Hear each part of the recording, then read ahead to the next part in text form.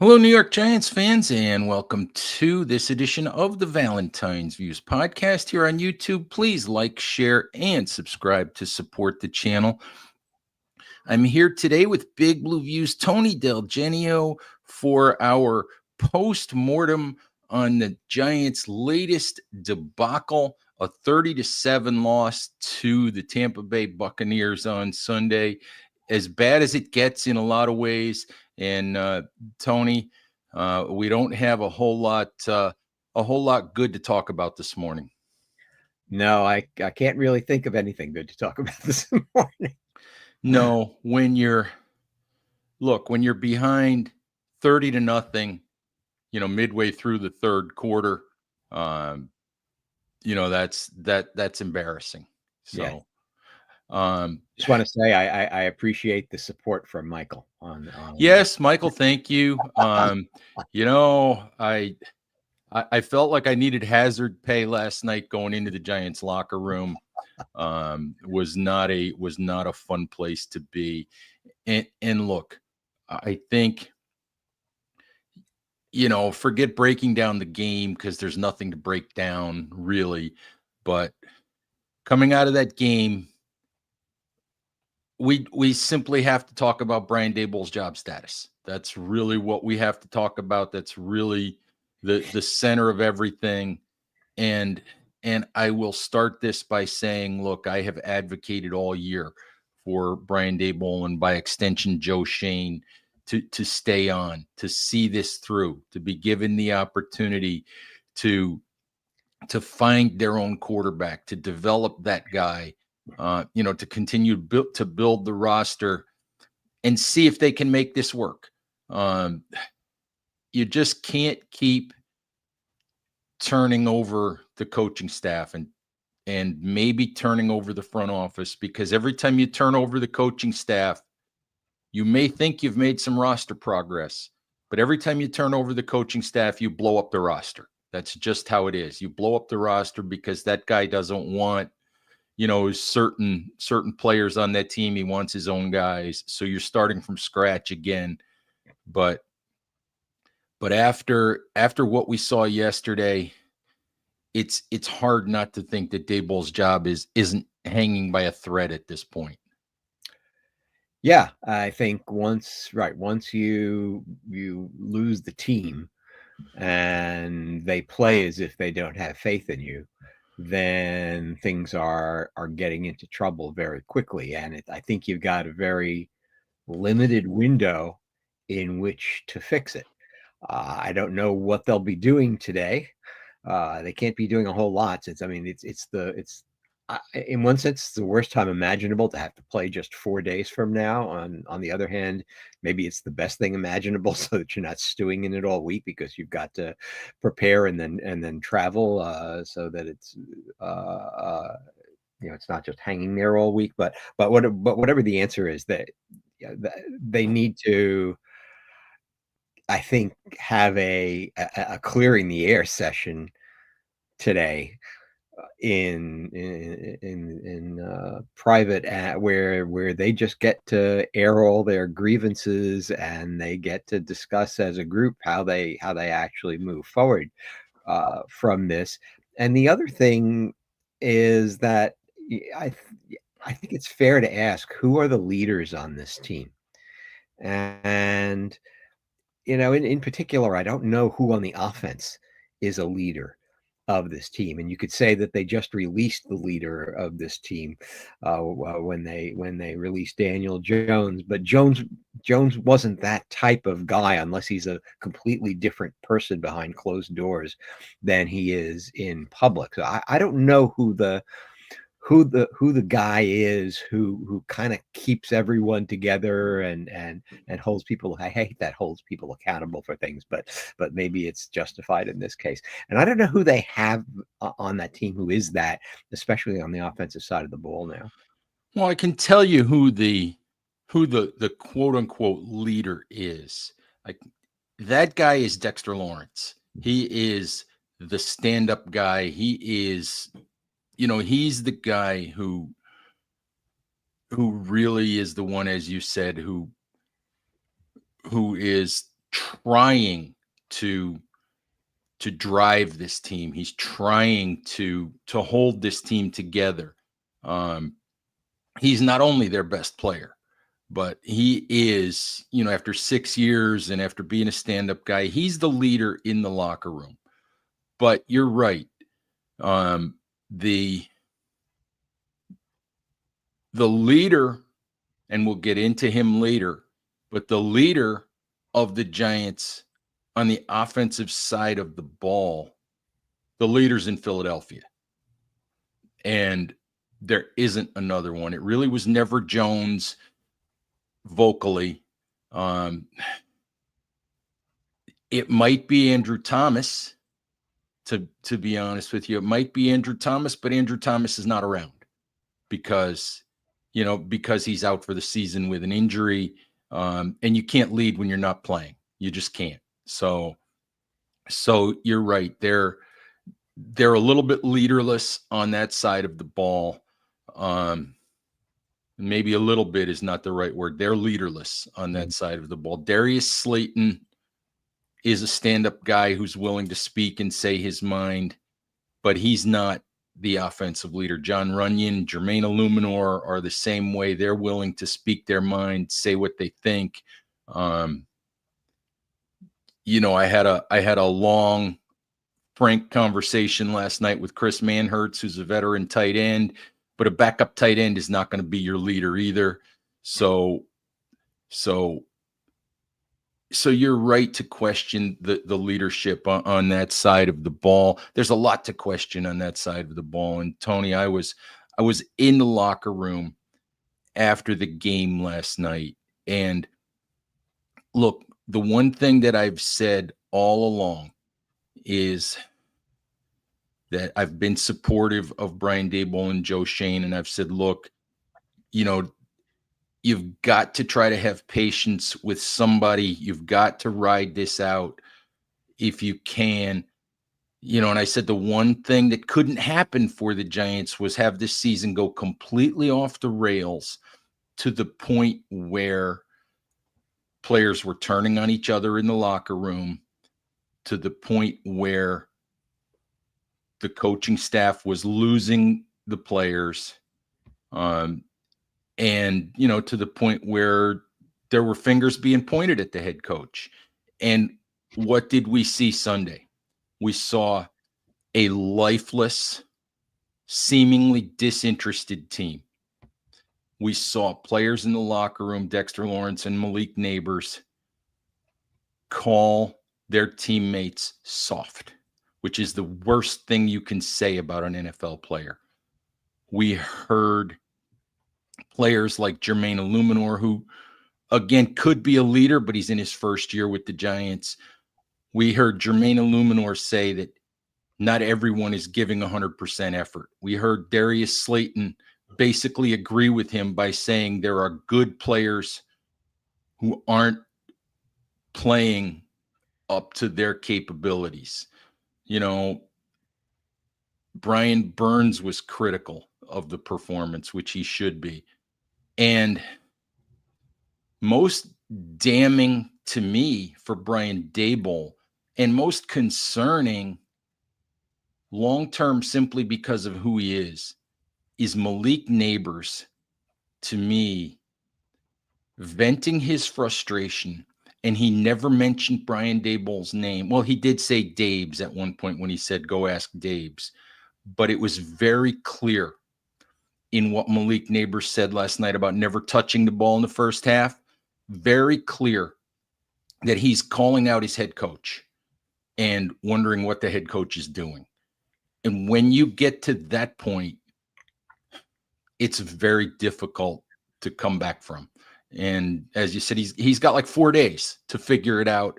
And if they put up another stinker, then I don't know if Daboll can finish the year out as head coach. Yeah. And I have to say, I mean, I agree with Neighbors. I noticed that yesterday during the game. It's like, how come they're not going to Neighbors at all? And it wasn't the first time. I didn't have a chance to go back and look at play by play from previous games, but it seemed to me that that I don't know whether the same thing was true in the Carolina game, that you didn't see much of Neighbors early in the game, and presumably teams are trying to take him away, but you can always kind of scheme looks for a player just to try to get him the ball one way From a or bubble screen. yeah, I was going to say bubble screen, or you can you can do a fly sweep, with a wide receiver and so on. So I mean, there are ways you can get the ball to a guy when regular pass patterns are not working because maybe he's double covered or something like that. I mean, this is the thing. I don't want to say with Neighbors specifically, but with elite wide receivers in general, is that as a general rule, elite wide receivers tend to be kind of slightly prima donnas. And if they're not, everybody knew that there was this potential with Malik Neighbors, right, the potential for volatility. Brian Daboll was all in on it. And as much as we've seen the talent, which is immense, we are also now seeing the dark side with Malik as well when he's not happy. And the other thing I'll say is, to me, it's not even just the lack of targets early in the game, which then they try to make up for after halftime by going to him like 3 downs in a row. I thought that was ridiculous, Tony, because I saw, and I'll let you get back to your point in a second, but I sat there in the press box. The first 3 plays were targets from Malik Neighbors, and the first thing I thought was, Neighbors is pissed off. Daboll knows he's pissed off. Neighbors told him he's pissed off. And now Daboll is trying to make up for it so that Neighbors doesn't go ballistic in the press conference after the game. And Neighbors went ballistic anyway. Yeah. And sure. And why wouldn't you? I mean, that's not my personality, but why wouldn't you if you're him, after not seeing the ball at all in the first half while your team is going down 23-0? Okay, it's one thing if you don't see the ball in the first half and you're winning, but when you've got a goose egg on the board and you're not even targeting your most dangerous threat on the offense, who wouldn't be annoyed? But the other thing I have to say about Neighbors and how he's being used is that I've been very disappointed with the quality of the targets he's been getting, because they're using him on all of these short routes. And in his LSU tape, you see him being hit downfield on, and it seems like they never send him on a go route. They never send him on even a really intermediate, let's say 20-25 yard dig route or out route or something like that. They're using him on all this short stuff, and it's okay, but I feel like you're not maximizing his potential when you use him the way that they seem to be using him, especially lately. And early in the season, it was different. Early in the season, they were going downfield to him. And so something's changed about how they're using him in the offense that just kind of strikes me the wrong way. Yeah, it's hard to figure out. And I know that the Giants just changed quarterbacks and all of that. But this is the fact that the Giants are averaging a league worst 14.8 points per game.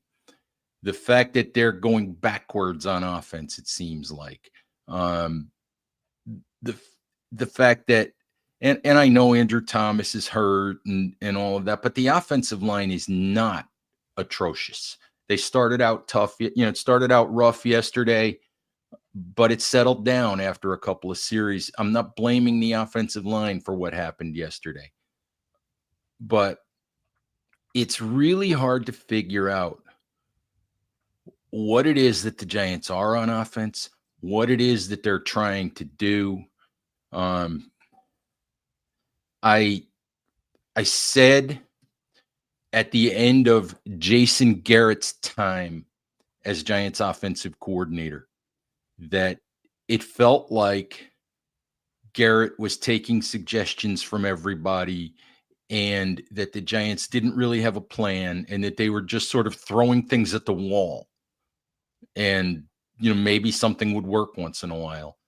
And right now, I have no idea what it is that the Giants are actually trying to do, trying to accomplish on offense. I have no idea.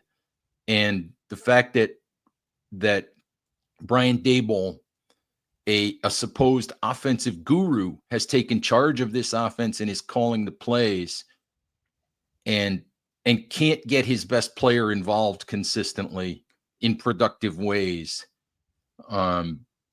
is an indictment on the head coach. Just has to be. Yeah, and I think that, I guess, well, I don't know at what point you want to get down to the larger problem of job security for people like Daboll, but I think that,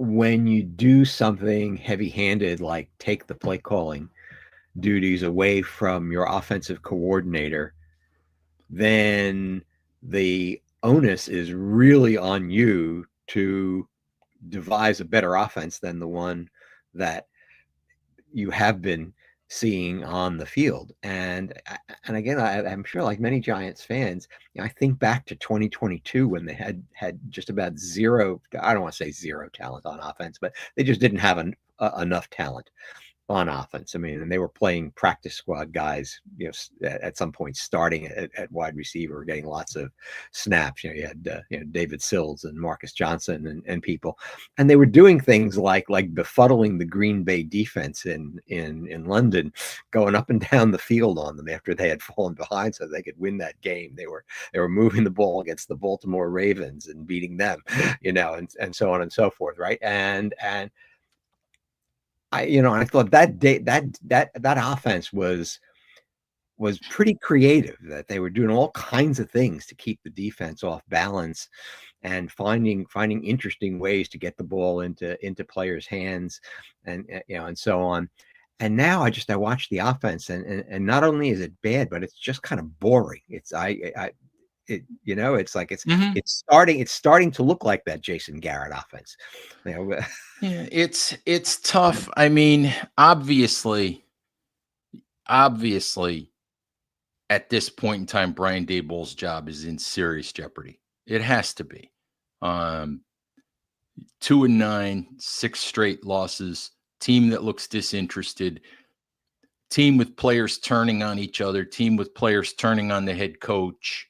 A bad 2023 season. Obviously, his job's in jeopardy. I tend to feel like, we were talking about it in the press box last night. I tend to feel like if they embarrass themselves again on Thursday, which, in the Cooper Rush versus Tommy DeVito Bowl, if they embarrass themselves again, then I don't know how you go forward. And I don't know, to be honest with you, I don't know, once you've lost the room, which it appears that Daboll has lost the room, and we'll talk about, Daniel Jones as we go forward too, but because that's part of it. It appears like he's lost the room. I don't know how you get it back. I just don't. So I don't know, if they embarrass themselves on Thursday, I don't know how. Maybe Daboll survives the season, but I don't know how you go forward as head coach. And I think that's too bad. Yeah, I do too, because I do think he has the potential to be a creative offensive mind. I mean, I think we saw that during his first year here. But I think that, well, I don't understand what he's trying to do with the offense at the moment, first of all.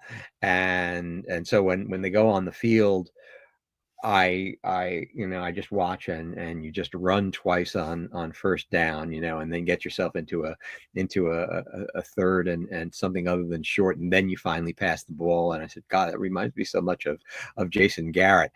But I don't see them. They're not playing on offense as if they're trying to attack the other defense. They're playing on offense as if they're trying to defend themselves from the other defense, and that's just a terrible look for them. But well, yeah, I guess we'll get to it. But I think the way that Daboll makes larger decisions has been clumsy, to say the least, and that's part of where we stand today. Yeah, absolutely. And Tony, that leads us into the Daniel Jones decision. Now, look, 5.5 years with Jones. I am not going to sit here and say, that Daniel Jones should have been the answer, all of that, whatever. It got to the point at 2-8 where the Giants had no choice really but to protect themselves from that injury guarantee, to bench Jones, to move on. But the way that last week unfolded with with Jones eventually requesting his release, Brian Daboll tried to say after the game that we've just moved on and it had nothing to do with Sunday. Some of the players tried to say, well, Daniel Jones wasn't out there on Sunday. He didn't play. He had nothing to do with how we did play. In all honesty, the fact that Daniel Jones is no longer a Giant, in my view, had to have a lot to do with the way yesterday went. I'm sorry. Daniel Jones might not be, or might never have been, and might never will be a great quarterback. But what Daniel Jones was the best quarterback on the New York Giants roster. He was also a guy that every player in that room respected because he was the first one in the building in the morning. He was the last one to leave the building for 6 years because he never turned down contact. He put his body on the line. Even after suffering injuries, he didn't shy away from getting hit, from throwing his body in there to try to help this team in whatever way he could. And he never threw a teammate under the bus or a coach under the bus. He always, conducted himself properly. And no matter what anybody thinks of Jones, the player, players aren't stupid either. They know that whole decision was about a lot more than the Giants being 2-8. They know that decision was driven by finances. They know that meant that the Giants were giving up on this season and looking forward to the future. Not necessarily tanking, but moving toward a future where they had to make some changes. That decision had to have something to do with what we saw on Sunday. No one will ever convince me otherwise. Yeah. So I mean, I've been thinking about this, and I guess a couple of things. Well, first of all, I would say that these injury guarantees and contracts are just a terrible thing, and they lead to things like this happening because teams don't want to be on the hook for, in this case, $23 million if someone who has frequently been hurt gets hurt again. And so I wish they were just not allowed in NFL contracts, and there was some other way to protect the interests of the players besides that way, because we're seeing now. I mean, I guess it started with the Raiders and Derek Carr a few years ago, that teams would do this, shut down a quarterback because of the injury guarantee, whether stated or not. But everybody knows why the quarterback's getting shut down toward the end of the season. And so, and as Lawrence Tynes said on the app formerly known as Twitter yesterday, the Giants made a business decision this week. Now the players are making a business decision too today. Absolutely. Yeah, Absolutely. I think that's very true.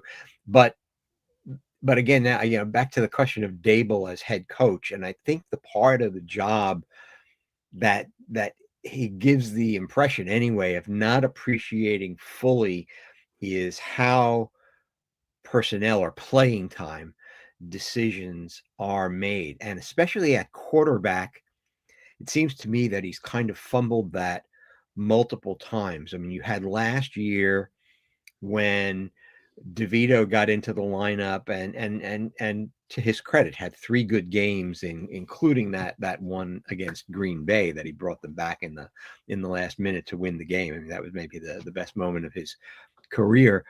But then when Tyrod Taylor was healthy again, he didn't go back to Taylor right away. He left DeVito in and left Taylor on the bench, right? Until DeVito couldn't do anything against New Orleans, and then couldn't do anything against Philadelphia on Christmas Day. Then at halftime, he finally put Taylor back in the game.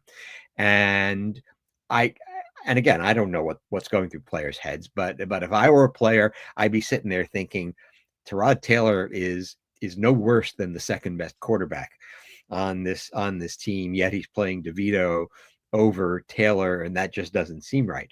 And then you have this season again, where they make this decision to bench Jones, and okay, you can't blame them for benching Jones. Jones has played poorly, and he played terribly, I thought, against Carolina, making multiple awful plays that cost them the game. So benching him is not that big a deal, but then benching him and not going to the guy who's kind of designated as your QB2 on the team, and who's a veteran presence, and who has started in the NFL before, bypassing him to just go directly to the third guy on the roster. I wouldn't surprise me if that just doesn't sit well with the rest of the team, because then they all look at themselves and say, well, where do I stand on this team? Maybe where I stand on this team isn't where I think I stand on this team, or maybe what you're doing just isn't fair to this other guy on the team. I mean, somehow you have or does my performance actually matter? Or does my performance actually matter? Right. Mm-hmm. Yeah, because I mean, and granted, when Tyrod Taylor first played for them last year, I didn't think he played well either. I mean, when he started against the Jets, he didn't do anything before he got hurt, and then when he finally came back and started when he started against Buffalo, I thought he had a mostly bad game against Buffalo, making a couple of key terrible decisions along the way, even though he threw some nice passes, which you always knew Tyrod Taylor can do. So you I don't know, I think if you're a player on the team, you maybe just start feeling, I don't know where I stand in this organization at any given time, and I don't know how to figure out where everybody else stands. And so there's a randomness to it that maybe is unsettling to people. I don't know. I'm not in the heads of players. All I know is that they came out yesterday completely lifeless, whatever they think the reason was, whether it was just specifically because they feel awful about Jones being benched and then released, or whether it's just this larger confusion about how Daboll actually makes his personnel decisions during games. Yeah, or it could simply be that they just no longer believe in the message that they're hearing. There might be guys who just look at it and say, well, the head coach doesn't have answers. And the other thing is, I mean, Daboll doesn't directly coach the defense. Okay. But the defense that was helping the Giants at least stay in games and being respectable for a period of time, the defense has, in a manner of speaking, folded its tent and gone home. Because they were not competitive from the first drive Sunday. It goes for the entire team, but it also starts to make you wonder. I mean, even if Brian Daboll stays, can Shane Bowen stay? So I just don't know. Yeah. I just wanted to make a small shout out. I think we have the solution in the comments. It's not even December yet, but maybe they need to do an early Festivus airing of grievances in the locker room. So next time you go in there, see if you see the poll in there. Unfortunately, they have to play on Thursday because Yeah, that airing of grievances may take all week. They may not. yeah, They might miss the plane. You know, yeah. but I don't know. Um, Tony, all of this embarrassment being heaped on the Giants and all of that, it certainly doesn't help that the guy over in Philadelphia had a record-setting performance on Sunday, outgained the Giants all by himself when you're not even counting his receiving yards, and that Saquon Barkley could be headed for the NFL rushing record and an MVP. Um, I will not sit here and say that the Giants should have kept Barkley, because I've always said that philosophically I thought they did the right thing. There was always the potential for Barkley to embarrass them this year, but I don't think anybody thought it would get to this level. And every time you see him do something insane, it just doesn't help anything. No, but I don't know how much we can be surprised by that, No. because he went from what last year was not only the worst offensive line in the NFL, but historically one of the worst offensive lines any NFL team has ever put out, to a team that has arguably a top, is it as a top 2 or 3? I mean, I would have said before Jason Kelsey retired, it was the top offensive line in the league. Maybe now, but I'd still call them top 3. And every time I watch Barkley, and of course we get a lot of opportunities to do it because the league loves to put the Eagles on primetime games for us all to watch. But every time I watch Barkley, the thing that I notice is, and surprise, running behind one of the best offensive lines in the NFL, he's got these huge holes to run through that he never had with the Giants. And so with the Eagles, Barkley, yes, he does his dipsy doodle things too, and and all of that stuff. But to me, that's mostly for show. The bread and butter of what Barkley is doing with the Eagles is that he's getting the ball, running up, seeing the hole, making his one cut, and he makes his one cut, and then he's through the hole. And once he's through the hole, then he's got the speed to outrun a lot of linebackers and defensive backs. And he never had that with the Giants. With the Giants, he'd get the ball, and people always criticized him for all the dancing around behind the line of scrimmage. But part of the reason is he's looking for a place to run, and they weren't giving him any place to run. And so he was trying to choose from a menu of unappealing choices as to where he was actually going to try to make his move to get through the line and pick up yardage. And so I think it was inevitable that he was going to do very well with the Eagles. And I mean, yeah, it's unfortunate to watch, but you know what? I mean, for him, I'm glad he's able to thrive there. And I know, Barkley wouldn't be doing this for the Giants. He just wouldn't be. Because even if you bring Barkley back, Jermaine Illuminor and John Runyon probably aren't Giants, and who knows what that offensive line looks like. And the Eagles, the thing that Saquon Barkley does best is once he gets through the initial line of scrimmage, nobody makes players miss or outruns players the way that Saquon Barkley does at the second level. Nobody does that. And the Eagles, as you said, the Eagles can put him at the second level. And once he's there, there's nobody better.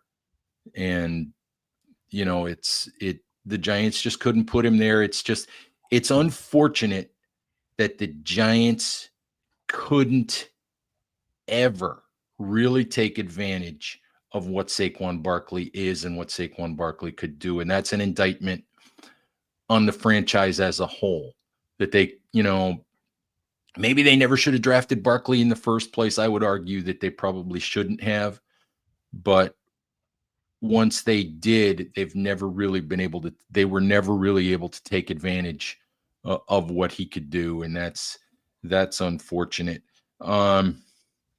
Anyway, Tony, I think we have to suffer through the Giants on Thanksgiving Day. Cooper Rush versus Tommy DeVito. And dear God, the Dallas Cowboys actually looked like they might, actually be an NFL team on Sunday. Yeah. And I have to admit, I am puzzled as to why the Giants are back on Thanksgiving Day, 4 o'clock in Dallas again after just being there a couple of years ago. And it's like, what are you doing, scheduling? Well, I really think that NFL schedule makers, why they keep, I know it's New York, I know it's a big media market, but why do you continue to put the New York Giants in primetime premier slots where where nobody wants to watch this? I don't want to watch this at this point. Nobody wants to watch this.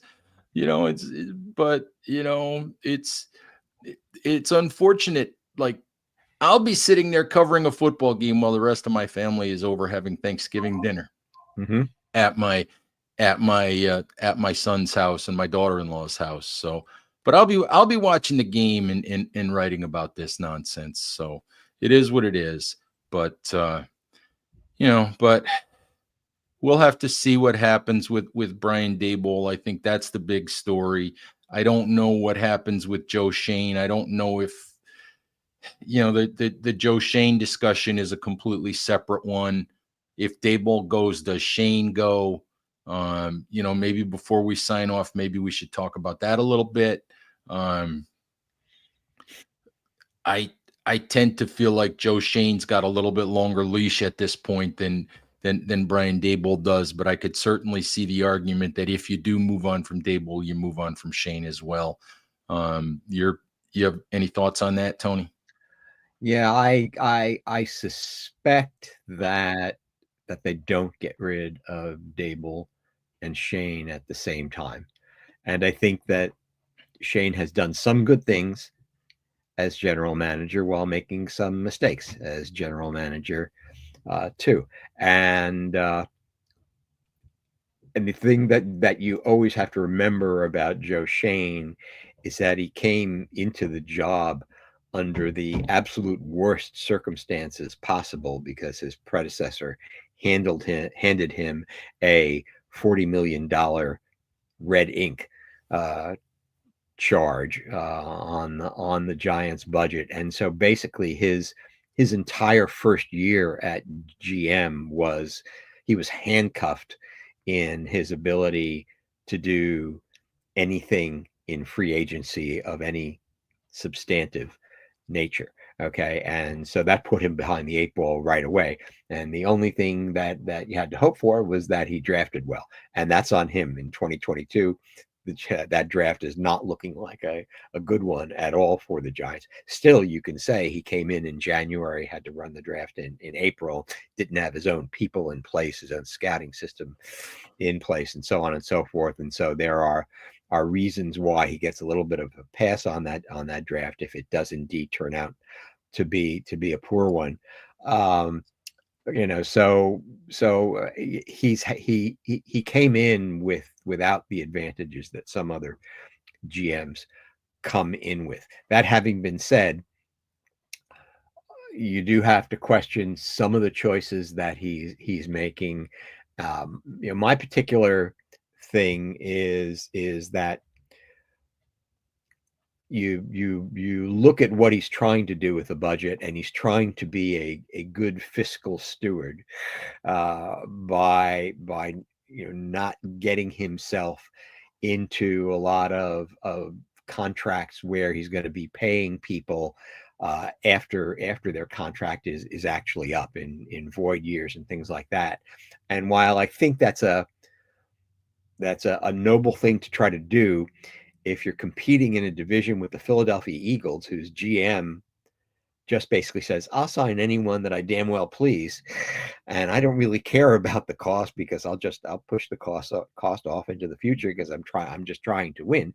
That's how he's able to sign Saquon Barkley. He doesn't care what he gives Saquon Barkley, because it doesn't, add a void year, sure. Sign Jalen Hurts to a huge contract, sure. And he does, and Howie Roseman does that with any player that he wants. And so when you're competing with GMs who feel like they can do that type of thing, then maybe you have to do a little bit of it yourself. And while I'm not a fan of doing it as much as Howie Roseman does, when I look at the Giants, you know that they were going into the season with some obvious holes in important places. And to me, the number one example of that was the interior defensive line, right? Where you knew that they had not replaced Leonard Williams, right? They didn't draft anyone, and in free agency, they didn't sign anyone of note to replace Williams, and it's shown up all season, because whoever's calling the Giants soft, well, that middle of the defensive line is certainly soft, right? When Dexter Lawrence isn't on the field, teams just say, "Oh, time for us to run the ball up the middle," because he's not. And when Dexter Lawrence is on the field, then they have an answer for that too. Just double team Dexter Lawrence, and then and then the running back goes where Dexter Lawrence can't get to, because he's being double teamed. And so you saw that on the very first drive of the game yesterday. I mean, just 14 plays, 70 yards. They just methodically moved downfield, play by play by play, and really all day yesterday they just gashed the middle of the defensive line, as Giants opponents have done pretty much all season, right? And so you wonder whether it's acceptable to leave your team in a position where you have kind of a glaring weakness like that you just can't address, and teams notice it and they capitalize on it. And so I wonder sometimes whether he's a little bit too conservative in the way he approaches some of the contracts that he does. But that's just a feeling of mine. I realize there's a counter argument to that, but. No, but anyway, Tony, as Michael says in the comments, these are difficult times for the Giants. Not fun. Unfortunately, 6 games to go. We'll see. We'll see if Brian Daboll is able to come up with any answers. We'll see where this leads. Unfortunately, it may lead to John Mara just not being able to exercise the patience that I know he would like to exercise. And I quite honestly think that would be too bad, because I do feel like Joe Schoen has built a good front office. I do feel like patience, especially with Schoen, could pay off in the long run. I saw something the other day.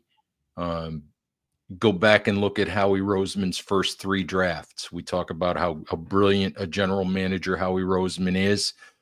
Howie Roseman's first 3 drafts with the Philadelphia Eagles, and I don't have them all in front of me, but if I remember looking at it correctly, Howie Roseman's first 3 drafts as the Eagles general manager landed 1 good player. 1 out of 3 drafts. And so it's an argument for patience with Joe Schoen. It's just a question of how bad is it going to get, and how much is ownership going to be able to tolerate before they have to do something. Yeah. And speaking of Howie Roseman, what he really was terrible at was wide receiver. And he tried 2 or 3 times to bring in a top flight wide receiver in the draft for them. One year it was Nelson Aguilar, and then there was another one that I can't remember. But the one that really stood out was when he drafted Jalen Reagor with, I think, the number 21 pick in the draft, and who was sitting there that the Minnesota Vikings took with the next pick, Justin Jefferson. And so he passed on Justin Jefferson for Jalen Reagor. And so Howie Roseman goes, oh, well, if I can't do it that way, I'll do it some other way. And he goes out and jumps the Giants to get Devontae Smith. And then he goes out and engineers a trade with Tennessee to but it get took it took Howie Roseman how many years and having to deal with the coming and going of Chip Kelly, which took a lot of his authority away. It took Howie Roseman how many years to become brilliant? Yeah. You know, and then the other thing that Howie Roseman did that people always forget, not only that he whiffed on wide receivers and let Justin Jefferson get by him, but he also drafted Carson Wentz and then signed Wentz to a huge second contract. And then when Wentz crashed and burned as quarterback after his injury, he wound up trading Wentz and swallowing $33 million in dead money to do it. And again, he just says, oh, well, if I've got to swallow that money, I swallow that money. And I in the end, I'm better off for it because I got some draft picks for him. So he runs that position like, I don't care what people think of what I do, and I'm just going to do whatever I need to do to make the team better. And as you say, so it took him a while to really hit his stride. But now he kind of just says, well, okay, this pick didn't work or this trade didn't work. Fine, I'll move on and I'll go get the next guy and we'll see if the next guy does work. Right. And you just don't know if Joe Shane's going to get that luxury at this point. Yeah. He drafted Jordan Davis very high in the draft. Jordan Davis really hasn't done much. He's he kind of clogs the middle a little bit, but he has not become the great player he was drafted to be. And what does Howie Roseman do? He comes back the next year and says, that's okay, I'll take Jalen Carter this time. Right. Carter. Well, the thing of it is he's had the time and he's done well enough that he's built a team and a roster where they've got their quarterback, and he's built a roster where they can absorb a mistake. The Giants are in a position where every mistake, every first round pick of an Evan Neal, if you miss on Tay Banks, you don't absorb that. You pay for it for a number of years. If you miss on Evan Neal, you pay for it. You're just not in a position where you can, where you just fix it a year later. So every one of those, because you're building and trying to get there, every time you make that mistake, it sets you back. Yeah. And by the way, Evan Neal, second decent game in a row since he came back from gave his up a sack early, didn't he? Gave up a sack. He gave up a sack early, and then played well. He was clean the rest of the game. Now this Thursday, of course, you got Dallas, and Dallas is exactly the type of team who will give I think Evan Neal fits, but maybe Carmen Bricillo is doing something with Evan Neal. So we shall see. Yeah. But that's a small shred of optimism. We shall see what happens. Anyway, Tony, I think that's quite enough of talking about this misery and subjecting people to listening to us talk about this misery. So I think we'll call it a show at this point. So Giants fans, thank you as always for listening and watching. Please stay safe out there. Take care of each other, and we'll talk to you soon. Bye-bye.